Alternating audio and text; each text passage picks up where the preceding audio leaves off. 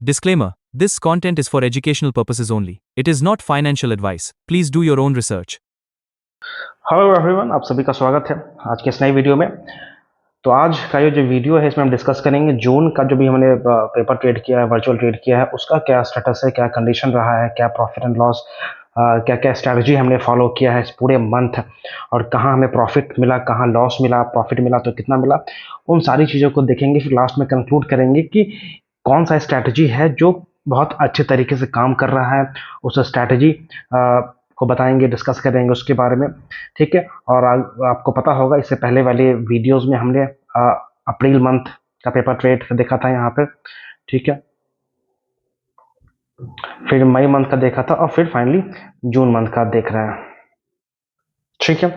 तो इससे पहले हमने अप्रैल मंथ का देखा था पहले वाले वीडियो में, उसके बाद मई मंथ का देखा था, और अभी हम देखेंगे जून मंथ का पूरे महीने का हम वर्चुअल ट्रेड देखेंगे, पेपर ट्रेड जो हमने किया है। ठीक है। तो स्टार्ट करें रिलायंस जून, जो एक हमने पहले वाले वीडियोस में भी हमने डिस्कस किया था कि एक शॉर्ट स्ट्रैंगल बनाते हैं मेनली स्टॉक में, और हमने स्टॉक पकड़ा है रिलायंस को। ठीक है। क्यों पकड़ा है उसका भी अपना एक रीज़न है।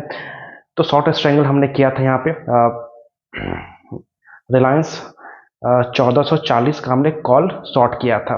ठीक है।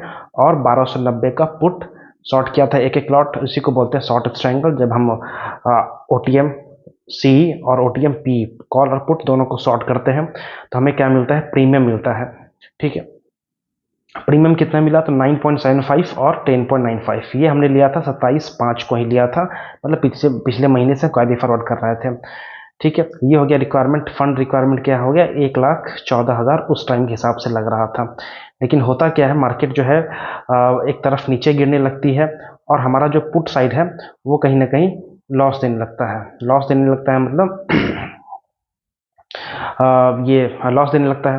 तो हम क्या करते हैं, जो प्रॉफिट वाला लेग था हमारा कॉल, ठीक है, कॉल, क्योंकि नीचे जब गिरेगा तो कॉल क्या होगा, हमें पॉजिटिव देगा, प्लस प्रॉफिट देगा। तो हम क्या करते हैं, 9 जून को ये बुक कर लेते हैं 3,875 रुपया आ गया। तो ये हमने कॉल को बुक कर लिया, और फिर डेल्टा मैनेज करने के लिए, या यूं कहें स्ट्रेट को एडजस्ट करने के लिए, एक दूसरा हमने कॉल शॉर्ट कर दिया 1290 कॉल। मतलब अब ये शॉर्ट स्ट्रैंगल से क्या हो गया, शॉर्ट स्टैडल हो गया।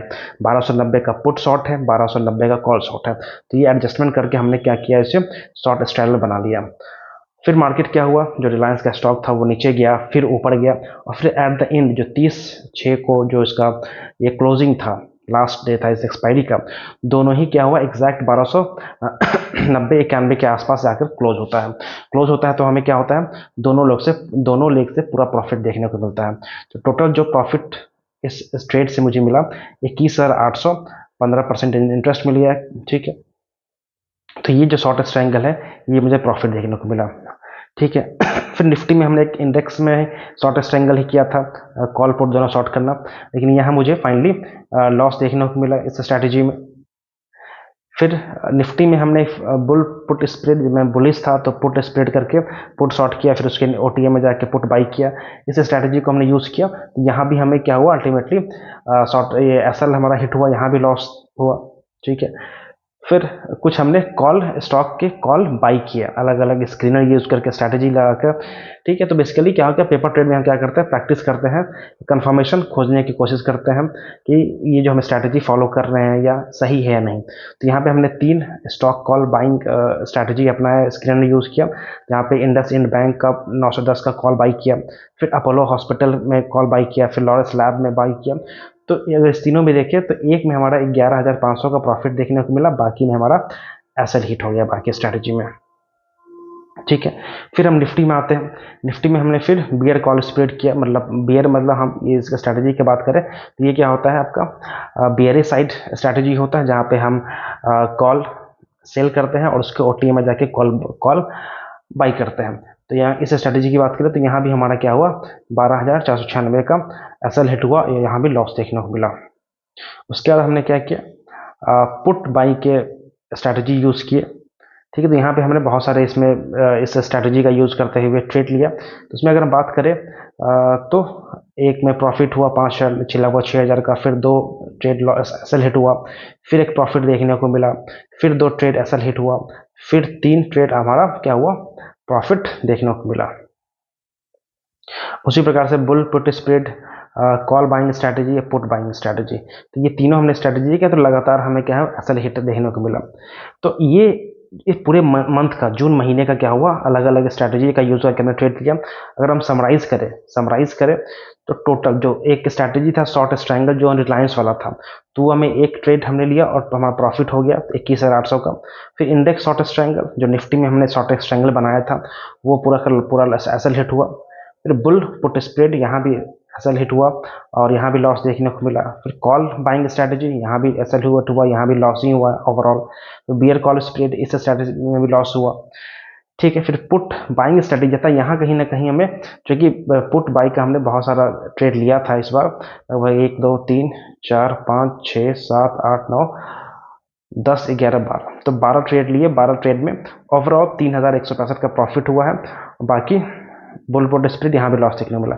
तो ओवरऑल की बात करें तो इस महीने का जो पेपर ट्रेड था वो लॉस में ही रहा, 18,000 के करीब लॉस में रहा। ठीक है, लेकिन इससे अगर 3 महीने का हम ये देखें, अप्रैल मई और जून, इन 3 महीना से पेपर ट्रेड कर रहे हैं, तो इसमें देखेंगे तो यहाँ भी शॉर्ट स्ट्रैंगल जो रिलायंस में लिया था इस महीने प्रॉफिट देखने को मिला था। फिर मई में अगर बात करें शॉर्ट स्ट्रैंगल यहाँ में हमें 14,000 का प्रॉफिट देखने को मिला था। फिर जून महीने की बात करें तो यहाँ भी हमें प्रॉफिट देखने को मिला। तो इस 3 महीने के पेपर ट्रेड में हम ये क्लियर हो चुका है कि जो शॉर्ट में हम ये स्टॉक में जो हम शॉर्ट स्ट्रैंगल बनाते हैं तो वो कहीं ना कहीं प्रॉफिट दे रहा है, जबकि इस महीने में बीच में ऐसा लगा था कि मुझे लॉस हो सकता है, लेकिन उससे मैंने थोड़ा एडजस्ट किया, डेल्टा को मैनेज करने का प्रयास किया, तो ओवरऑल एट द एंड हमें प्रॉफिट ही हुआ।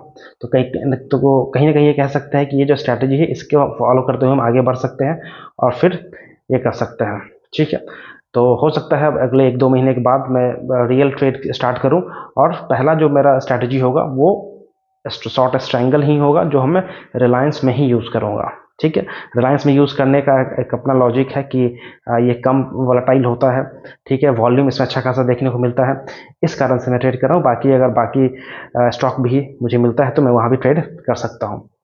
ठीक है, तो ये था जून महीने का पेपर ट्रेड जर्नल कहते हैं इसको, ताकि पूरा रिकॉर्ड रखना जरूरी होता है, ताकि आप अपने कमियों से सीख सके, आपको पता चल सके कि आप किस स्ट्रैटेजी में ज़्यादा कंफर्टेबल है, कहाँ से आपको प्रॉफिट हो रहा है, कहाँ से लॉस हो रहा है।